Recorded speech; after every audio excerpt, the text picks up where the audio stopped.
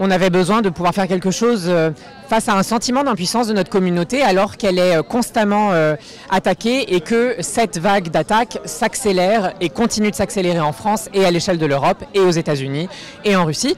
On est aujourd'hui à quelques jours du vote d'un projet de loi transphobe. Il était impossible de rien faire et de ne pas présenter une voix d'opposition.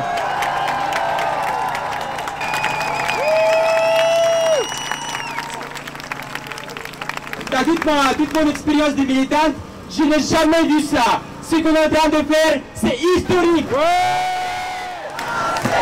Assez cette société qui oublie les Français, qui les pédés. Moi je suis là du coup pour lutter contre cette loi qui est littéralement horrible et honteuse. Et pour moi c'est important parce que si cette loi elle passe, j'ai plus le droit de prendre des hormones.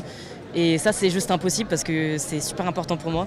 Pour moi les personnes trans, on va dire qu'on est une plus petite minorité dans le groupe des LGBT. Et donc c'est presque logique qu'ils s'attaquent à nous en premier. Et donc aussi aux enfants en premier. Mais c'est que le début et comme je l'ai dit précédemment, ça va arriver pour tout le monde. On est tous en danger à part cette loi en fait.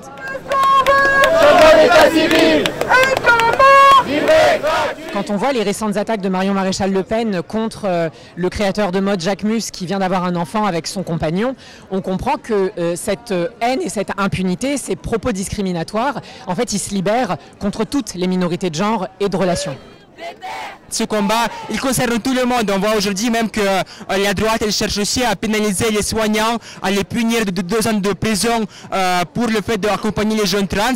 Donc en fait les attaques de la droite contre les LGBT et les trans, ça leur sert aussi pour attaquer le monde du travail, pour faire en sorte que le monde du travail soit le plus divisé et le plus rempli de contradictions possibles, que dans le monde du travail règne une idéologie réactionnaire, une idéologie raciste, transphobe, parce que c'est cette idéologie qui empêcherait le mouvement ouvrier à se mobiliser pleinement et entièrement contre le patronat, contre le système capitaliste en général.